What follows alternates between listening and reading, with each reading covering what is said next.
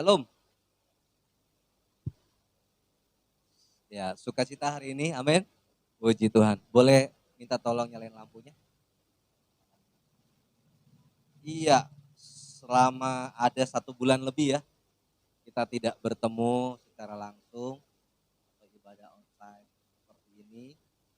Memang keadaan lah yang membuat kita demikian.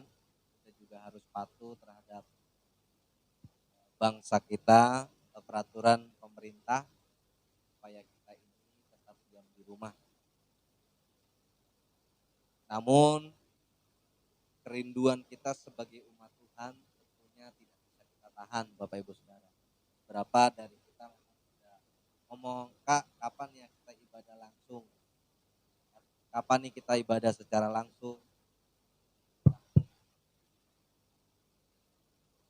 Ya, tunggulah, menantilah, karena situasi memang tidak memungkinkan. Bukan karena iman ya, ini tidak ada hubungannya sama iman, tapi inilah yang namanya kebijaksanaan. Kita perlu juga bijak dalam mengatasi atau mengetahui segala sesuatu. Nah, saat ini kita akan mendengarkan firman Tuhan. Namun sebelum kita masuk dalam firman Tuhan, saya mau bertanya Bapak Ibu Saudara. Siapa yang minggu-minggu yang lalu kita buat ibadah online? Nah, siapa yang ikut ibadah online? Coba angkat tangan. Wah, banyak ya. Iya. Yang nggak ikut ibadah online mungkin ada alasan tertentu, mungkin karena emang sinyal-sinyal ya. Kan nggak semuanya kita punya wifi dan data. Tapi kalau pakai data pasti wajib punya. Ya. Namun saya harap Bapak Ibu Saudara kalau kita ada ibadah online jam 8 pagi ya, yuk kita sama-sama ibadah. Nontonnya sama. Tapi kalau Kak, saya nggak bisa nonton jam 8 pagi. Saya masih nyuci piring atau apalah. Udah, kalau memang bisa menikmati di jam yang lain, silakan. Tapi pada intinya adalah kita harus terima berkat firman Tuhan. Baik, melanjutkan dari firman Tuhan yang minggu lalu kita terima, Bapak Ibu Saudara, kita masih melanjutkan bahasan tentang Samuel. Mari kita lihat Alkitab kita 1 Samuel 3 ayat yang ke-18.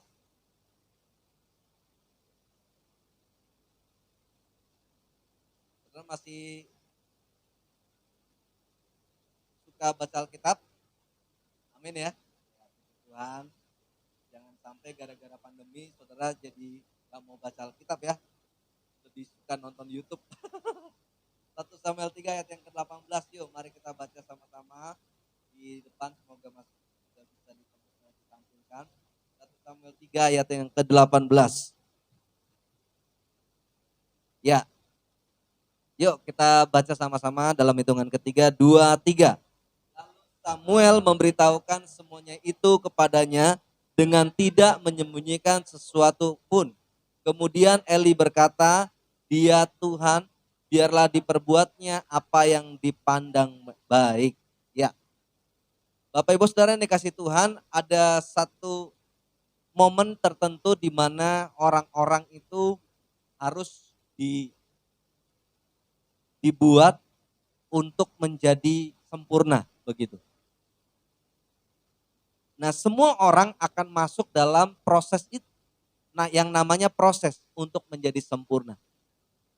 Karena firman Tuhan berkata ketika kita bicara menjadi orang Kristen, kita juga bicara tentang iman. Dan ketika kita bicara tentang iman, maka kita juga bicara tentang bagaimana kita diproses. Karena firman Tuhan berkata juga begini, setiap iman seseorang itu berbeda-beda. Ada iman yang berbentuk seperti sekam. Sekam itu rumput yang udah kering. Ada orang yang berbentuk seperti perunggu. Ada orang yang imannya seperti perak. Dan ada juga iman orang yang seperti emas. Nah, Tuhan ingin menampilkan beberapa tingkatan-tingkatan iman dalam bentuk sesuatu yang terlihat.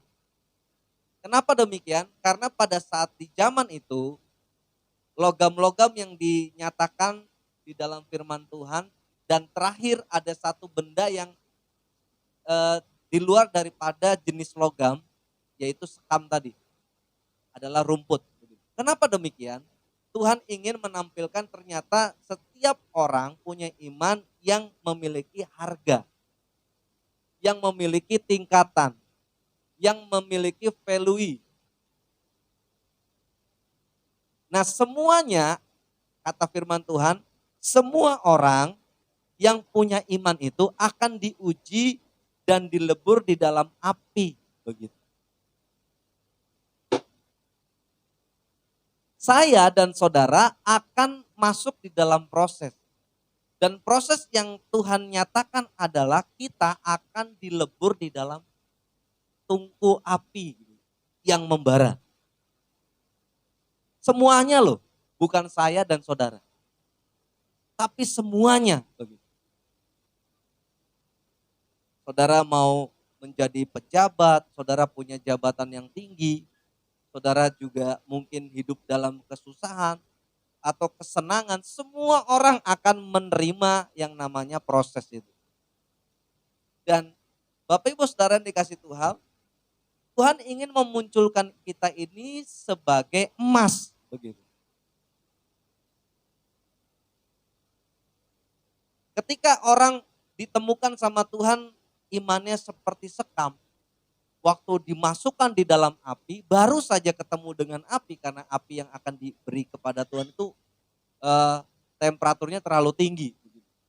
Karena untuk melebur sesuatu. Nah ketika sudah baru aja merasakan panasnya api itu, iman yang bentuknya seperti sekam itu udah kebakar. Malah dia akan jadi debu. Lain lagi dengan perunggu. Lain lagi dengan perak. Lain lagi dengan emas. Bapak Ibu Saudara, kalau kita tahu tentang emas, emas itu kalau kita bayangkan sepertinya itu diambil dari bumi, begitu ya, dikeruk, terus langsung dapat emas. Ternyata nggak begitu. Memang ada sih satu waktu biji emas yang besar gitu. Tapi nggak semuanya. Karena emas itu bentuknya seperti pasir yang dikeruk di dalam perut bumi, nanti di situ di dalam pasir ya atau di dalam tanah, nanti diolah lagi dengan beberapa campuran-campuran. Sehingga muncullah emas. Dan emas itu juga nilainya banyak macam. Ada emas yang berapa karat, yang murni 99,9%. Nah, itu macam-macam. Kenapa demikian macam-macam? Karena prosesnya begitu. Dan Tuhan ternyata ingin supaya kita ini jadi seperti emas yang murni. Bagaimana supaya kita jadi emas yang murni? Semuanya masuk dalam proses pembakaran. Begitu. Nah waktu sudah dibakar, demikian dibakar sampai muncul nanti terpisah.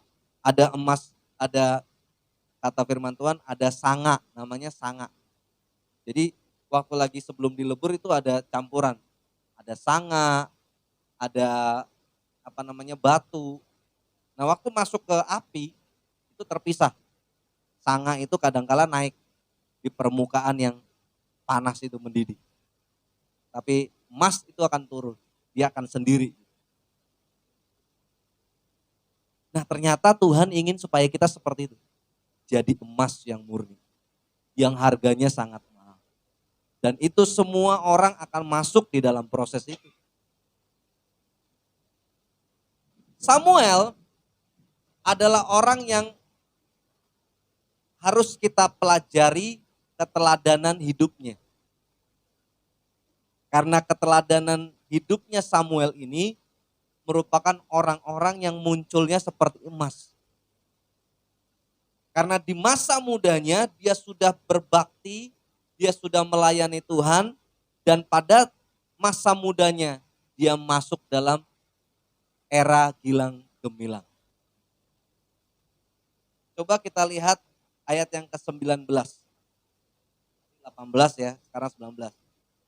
Dan Samuel makin besar dan Tuhan menyertai dia dan tidak ada satupun dari firman-Nya itu yang dibiarkannya gugur.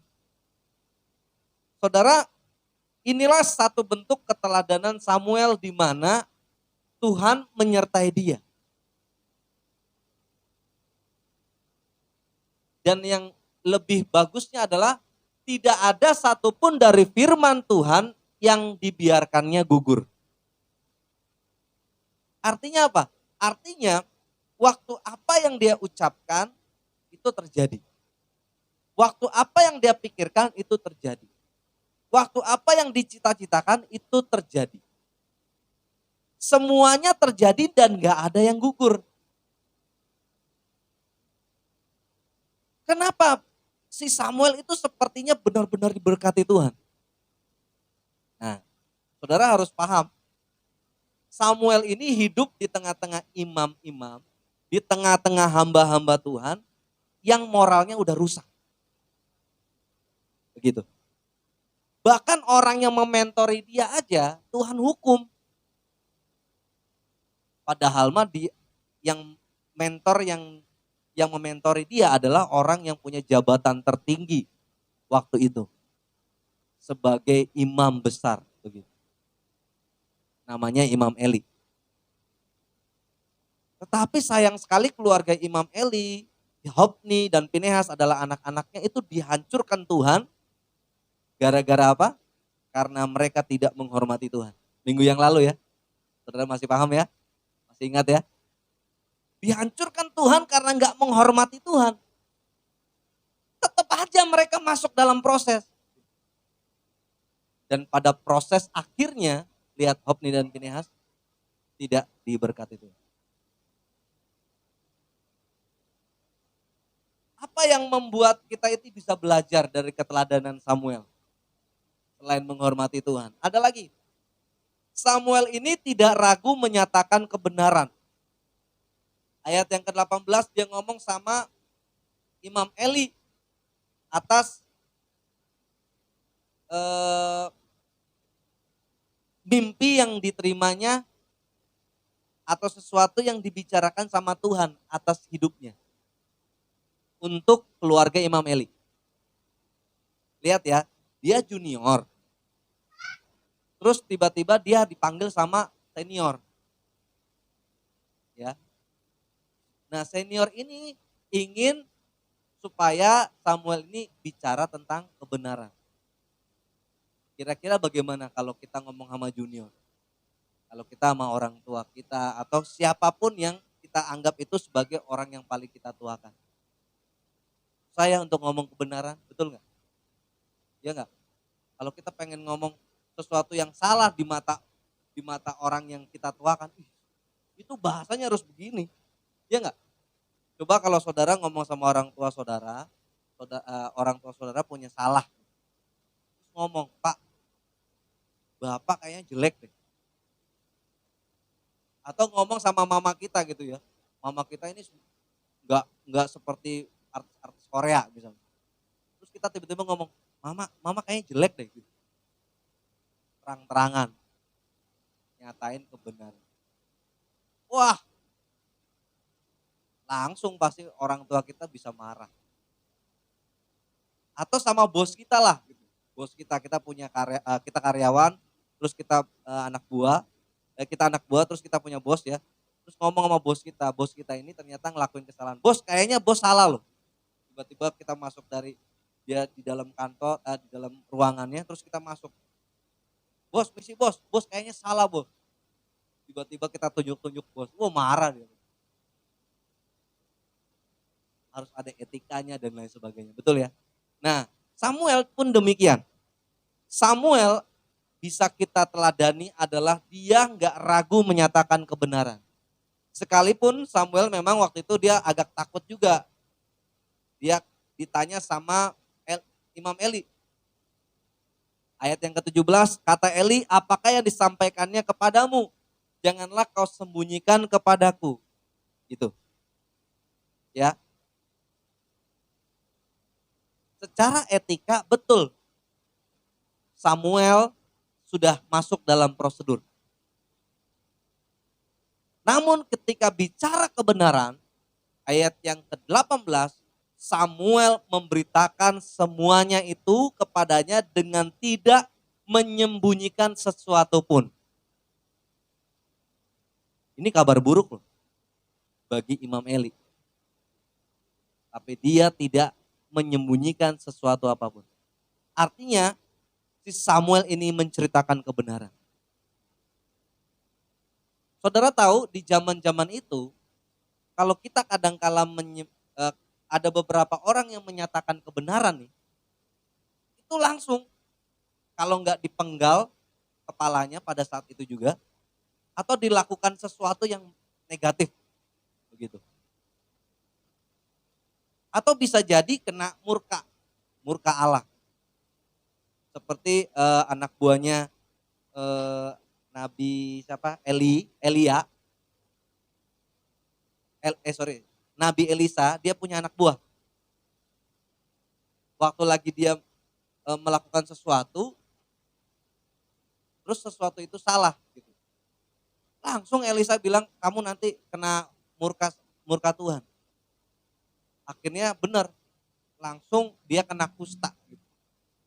Nah di zaman-zaman itu begitu, kalau ngomong sama pemimpin atau enggak jujur sama pemimpin, langsung aja ada murkanya. Tapi enggak, ini Samuel ini enggak ragu untuk menyatakan kebenaran. Inilah yang harus patut kita teladani. Di mana walaupun Eli ini adalah seniornya, tetapi kalau bicara kebenaran, si Samuel ini enggak ragu-ragu untuk bicara demikian. Sebab itu, apa yang bisa kita ambil dari sikap Samuel ini? Yang bisa kita teladani adalah jangan pernah takut ketika kita bicara kebenaran. Amin. Jangan pernah takut kalau kita bicara kebenaran. Kalau saudara merasa benar ketika saudara hidup sesuai dengan firman Tuhan, terus ada orang yang memaki-maki saudara, ada orang yang menilai saudara negatif, ada orang yang harusnya diikuti, padahal mah dia ngelakuin salah. Saudara, kalau saudara hidup dalam kebenaran, jangan pernah takut. Amin. Jangan pernah takut. Kalau mungkin gara-gara kebenaran itu saudara harus dibuat rendah, saudara harus dibuat diskriminasi, saudara harus dikurang-kurangin. Tapi karena kebenaran yang saudara ceritakan, jangan pernah takut. Amin. Tuhan yang akan menyertai kita. Ingat gak waktu lagi Musa, dia mau menyeberang Laut Kolsom. Jadi ketika dia dikejar sama pasukan dari tentara Mesir, di belakang itu tentara ribuan lagi ngejar dia, di depannya itu ada lautan. Bayangin, tidak ada jalan keluar lain selain mereka itu harus lewat lautan. Tapi bagaimana mereka melewati lautan tapi nggak ada kapal atau perahu dan lain sebagainya. Tuhan bilang apa? Jangan takut. Tuhan yang akan berperang bagimu, kamu tinggal diam saja. Wih, keren. Hari-hari ini kita seperti itu, demikian Bapak Ibu Saudara. Kita demikian dibuat oleh dunia ini tertekan. Di belakang ada tekanan, di depan tekanan. Siapa lagi yang harus kita teriakin, istilahnya siapa lagi yang harus kita minta tolong selain Tuhan? Amin. Tuhan, saya udah nggak ada jalan lagi. Belakang saya ini udah ada musuh, depan saya udah ada penghalang. Musa bilang begitu. Tapi Tuhan bilang gitu. Tuhan yang akan berperang gantimu. Kamu tinggal diam saja. Lalu Tuhan bilang apa? Angkatlah kedua tanganmu. Itu menandakan artinya kita berserah sama Tuhan. Ya. Terus Musa dibilang apa? Angkat tongkatmu ke atas. Lalu naikkan kedua tanganmu. Tongkatnya. Dari situlah Tuhan melakukan keajaiban, mujizat, di mana ada laut Tebrau itu terbelah dua. Dan itu terjadi semalam-malaman. Jadi artinya bisa 24 jam atau nggak tahu berapa jam ya, pokoknya berjam-jam lah. Dan Musa harus begini sebagai pemimpin tuh. Dia harus mengangkat tangannya. Itu artinya apa? Sebagai pemimpin, saudara harus berserah terus pada Tuhan. Kalau saudara sebagai kepala rumah tangga, ada tekanan, himpitan, jangan lari kemana-mana. Jangan lari, jangan coba-coba nanya sama dukun, nanya sama orang-orang pintar, jangan. Tapi berserah sama Tuhan. Amin. Sampai benar-benar Tuhan kasih jalan. Kalau kita pikir ternyata, sepertinya ada jalan di sana. Kita lewat sono aja yuk, ke kiri yuk. Ternyata jalan buntu. Ke kanan aja yuk, kayaknya ada jalan kecil deh. Pada saat dilalui, ternyata itu juga jalan buntu. Ujung-ujungnya buntu. Tetapi ketika Musa berserah, maka di situ ada yang namanya jalan keluar. Kalau sudah tidak ada jalan lain, maka Tuhan akan membuat jalan yang baru buat saudara. Amin. Asal saudara mau hidup dalam kebenaran itu. Ketika saudara hidup dalam kebenaran, disitulah muncul yang namanya jalan keluar. Pandemi ini nggak tahu kapan selesainya Bapak Ibu Saudara. Tapi yang harus saudara pahami, saudara dan saya harus ingat bahwa Tuhan tetap ada menyertai kita untuk memberikan jalan. Dan ketika saudara nggak bisa lihat ada jalan lain, Tuhan akan buat jalan yang baru. Amin. Tuhan buat jalan yang baru. Boleh colek kiri kanannya. Tuhan buat jalan yang baru. Saudara kalau nemuin jalan buntu, jangan berserah sama siapapun selain Tuhan. Tuhan pasti akan bukakan jalan yang baru. Amin. Mari Bapak Ibu Saudara, yuk kita nyatakan kebenaran. Sampai kebenaran itu akan benar-benar membuka dirinya dan saudara akan diberkati lewat dari apa yang saudara lakukan. Saya sering kali lihat Bapak Ibu Saudara, orang yang sudah melakukan kebenaran, hari itu mungkin dia dicela. Hari itu dia benar-benar gak menikmati kedamaian, kenyamanan. Bapak Ibu Saudara. Tapi waktu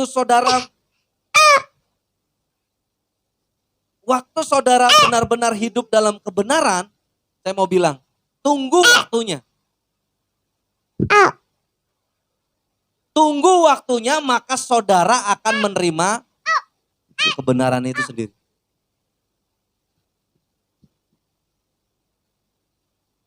Saudara masih bersama saya ya? Iya, yang kedua yuk kita lihat. Samuel dididik dari sejak kecil. Ini. 1 Samuel 2 ayat 26.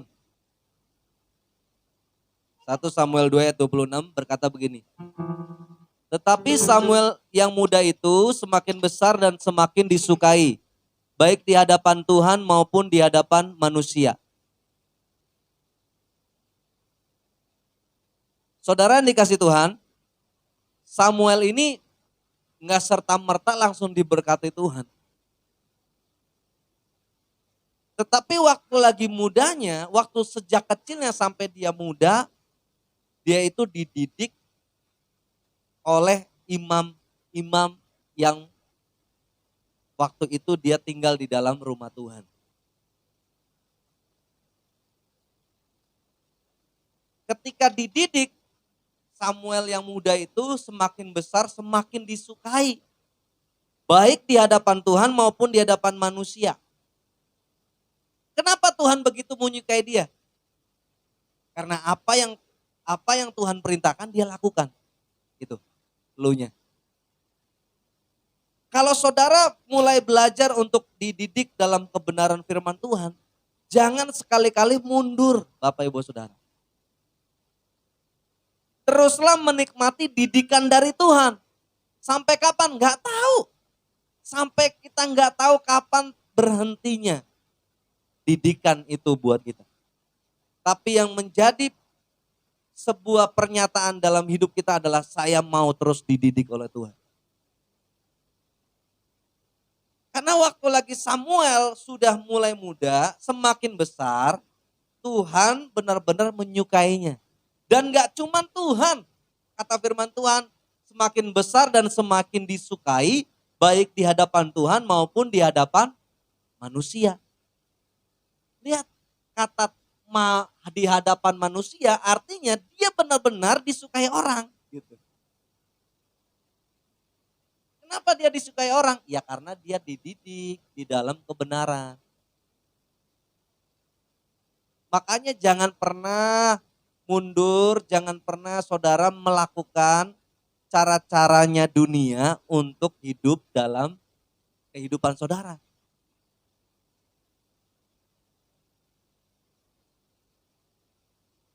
Kalau saudara, saya kan ini sekarang ini kan kita udah masuk dalam dunia milenial gitu ya.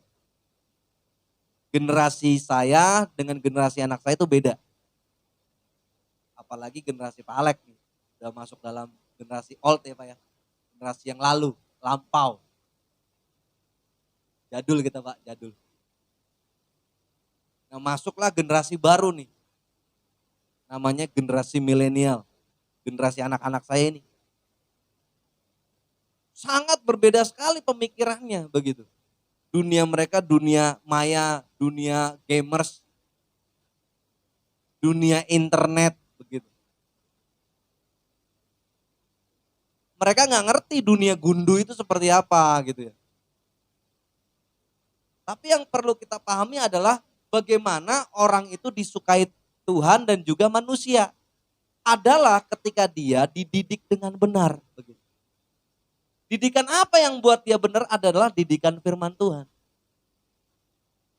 Saya mau bilang didikan dunia ini tidak akan pernah membuat orang itu jadi dicintai orang lain.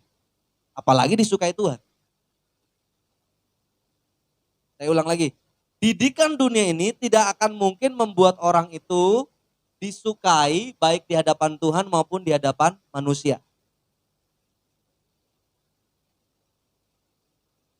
Makanya kalau anak saya main game sama teman-temannya main di sini aja. Tujuannya apa? Supaya saya bisa kontrol. Gitu. Tontonannya, permainannya, saya bisa kontrol. Coba-coba dia ngomong, ada kata-kata kotor gitu, kata-kata binatang. Wih, siap-siap. Puji Tuhan, saya selalu kita pantau gitu ya. Jadi aman-aman aja mereka. Seneng makanya Alex sering datang ke sini kan. Wow. Siapa Firman, adiknya itu. Dulu saya kenal si Firman dan adiknya tuh kalau main game di rumahnya, ngomongnya kasar banget loh. Tapi kalau saya datang takut mereka. Wah kebetulan nih dia tinggal di warung kan. Kapan lagi nih saya didik dia. Sini main game di sini. Bareng sama Moses. Pas masuk, Alex juga masuk kan. Masuk ngomong apa? Selamat siang. Selamat siang Om, selamat siang. Oh enggak, kalau Alex panggil saya kakak. Selamat siang kakak. Kalau yang lain selamat siang udah. Gitu. Kalau sore selamat sore. Gitu. Itu kan secara nggak langsung dia terdidik kan. Betul nggak? Biasanya dia masuk ke rumah main nyelonong aja kan. Coba nanti. Tiap hari aja ketemu saya.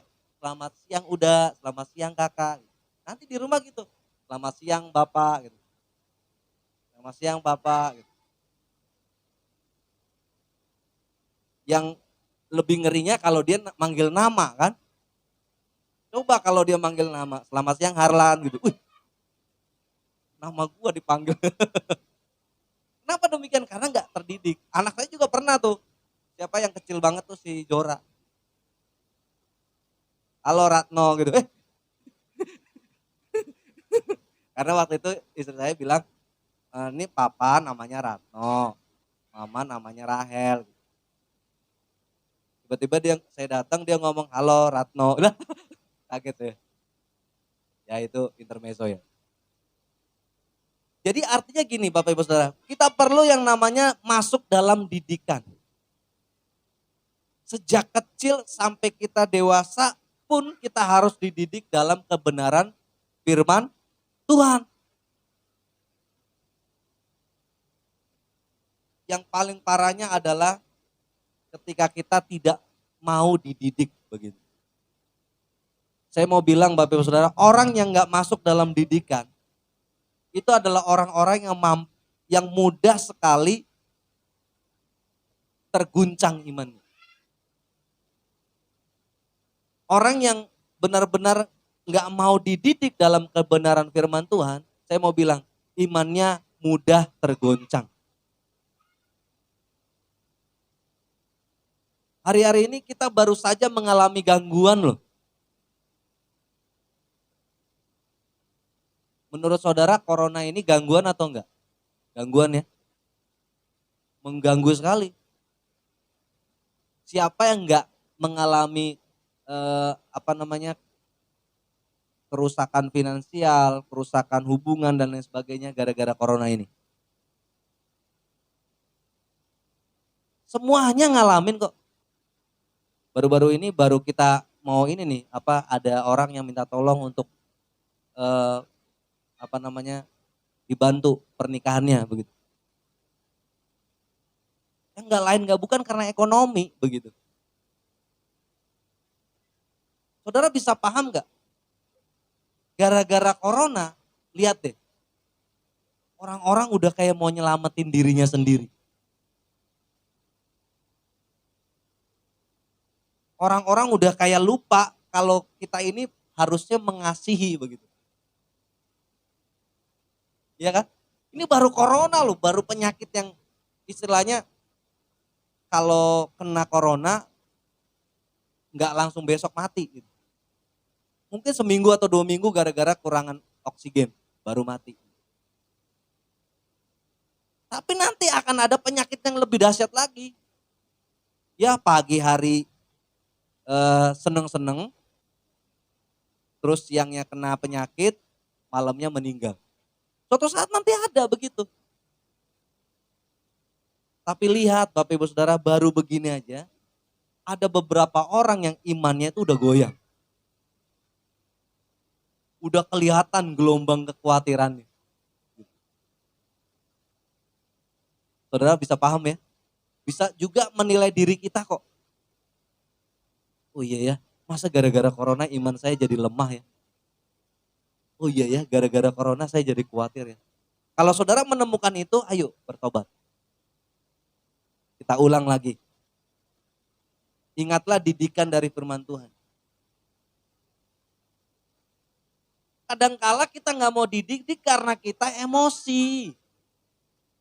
Karena nggak sesuai dengan apa yang kita mau. Sehingga kita nggak mudah untuk menerima didikan.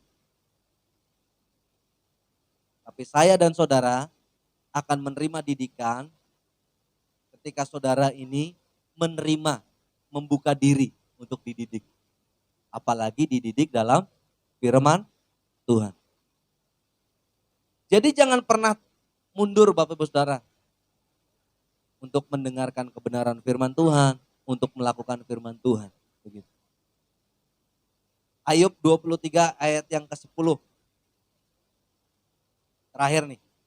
Ayub 23 ayat yang ke-10 berkata begini. Ayub 23 ayat yang ke-10. Karena ia tahu jalan hidupku. Seandainya ia menguji aku akan timbul seperti emas.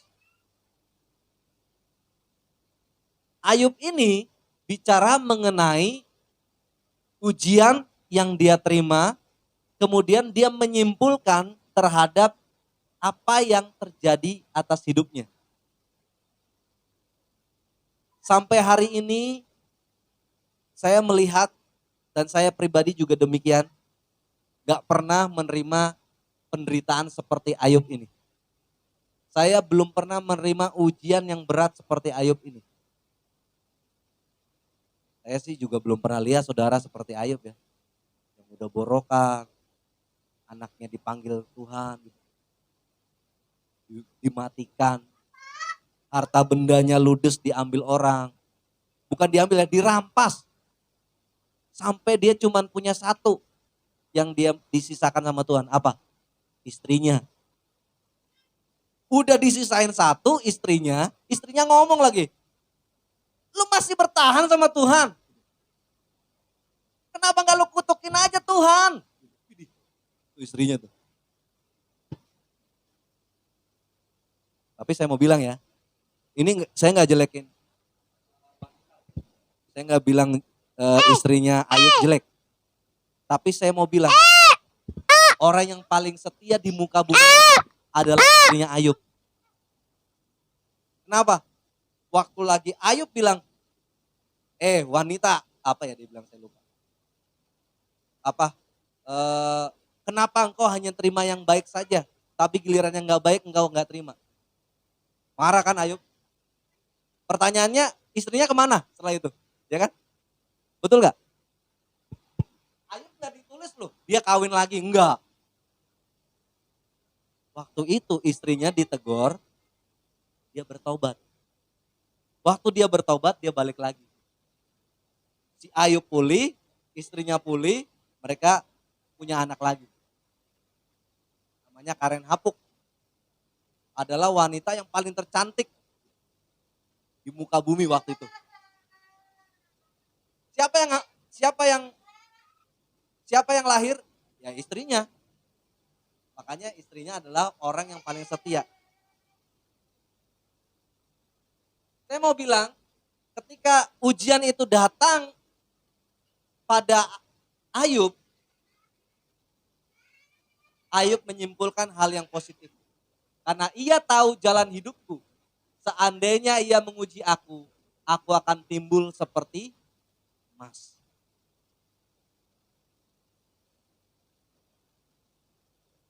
Jadi semua ujian yang muncul dalam hidup saya dan saudara, jangan sampai itu membuat saudara ini gak mau bertumbuh.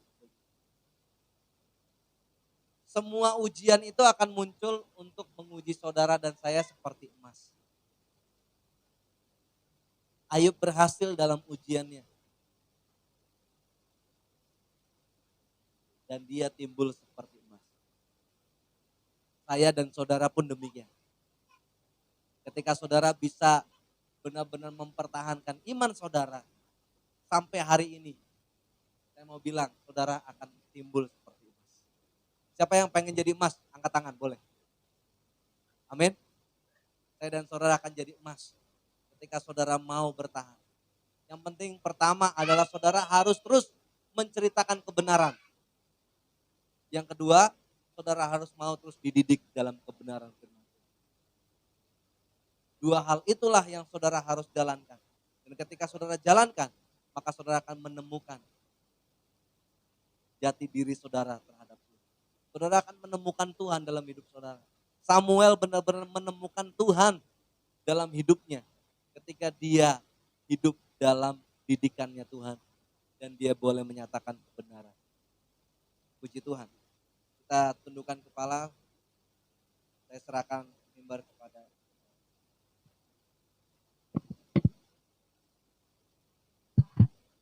sudah mendengarkan.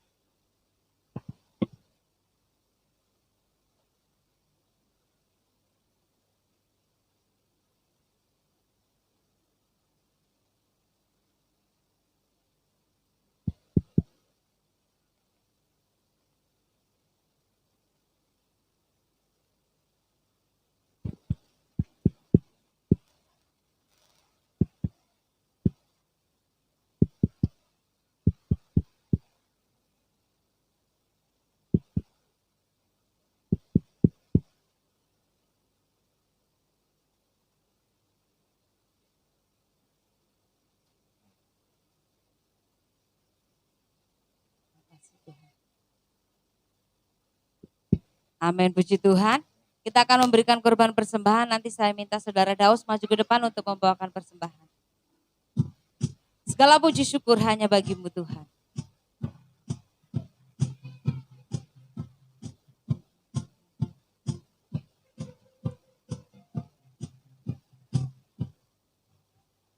Segala puji syukur hanya bagi-Mu Tuhan.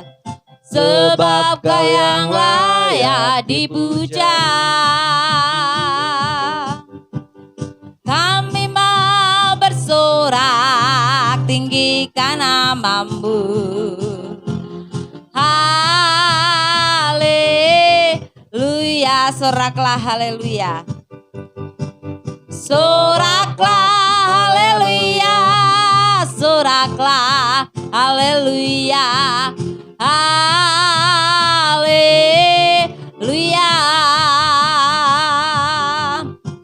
Soraklah haleluya, soraklah haleluya, haleluya. Puji Tuhan, Tuhan Yesus memberkati setiap persembahan yang sudah kita bawa ke rumah Tuhan. Pengumuman minggu depan yang akan pelayanan song leader nanti saudara Daus B. Salah, Daus B. Nanti singernya Daus A, maksudnya seperti itu. LCD saya minta nanti saudara Christine dan doa persembahan Ibu Tias, doa persembahan. Puji Tuhan, tidak ada pengumuman lain. Besok ibadah jam 9 pagi. Ya, minggu depan tanggal 15 jam 9 pagi kita ibadah di tempat ini. Sekolah minggu ada? Sekolah minggu masih online, nanti ada sementara kita tayangin selesai ibadah biar anak-anak ibadah di tempat ini. Ya, puji Tuhan tidak ada pengumuman lain. Kita akan akhiri ibadah pada pagi hari ini. Kita juga berdoa buat Bapak daripada Deborah biar dipulihkan oleh Tuhan kesehatannya. Dan saya mengundang Bapak Gembala untuk doa berkat pada pagi hari.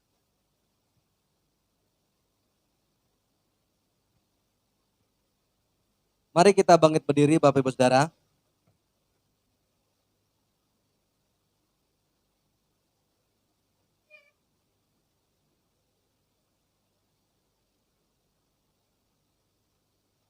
Mari bersatu hati dalam doa, kita berdoa. Tumpangkanlah tangan-Mu Tuhan yang penuh dengan berkat, memberkati seluruh sidang jemaat-Mu yang boleh hadir di pagi hari ini. Kami menyerahkan setiap pekerjaan, usaha dagang, apapun yang kami kerjakan, baik kami menjadi karyawan, menjadi pendidik, bahkan yang dididik. Tuhan kiranya berkati kami, supaya apa yang kami kerjakan Tuhan buat berhasil dan beruntung. Berikan Tuhan juga ketenangan. Di masa-masa ini kami seringkali menghadapi kesulitan, kami menghadapi rintangan, tetapi ketika bersama dengan Tuhan kami yakin kami akan menjadi pemenang.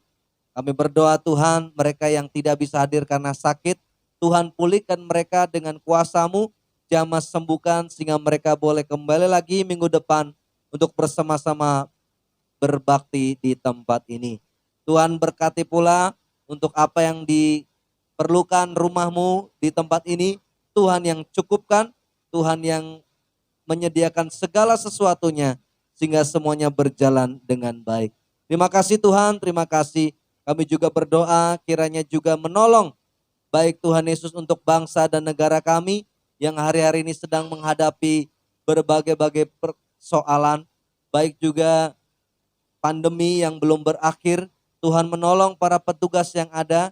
Kami mendengar sudah banyak orang-orang yang disembuhkan karena kinerja dari para petugas-petugas.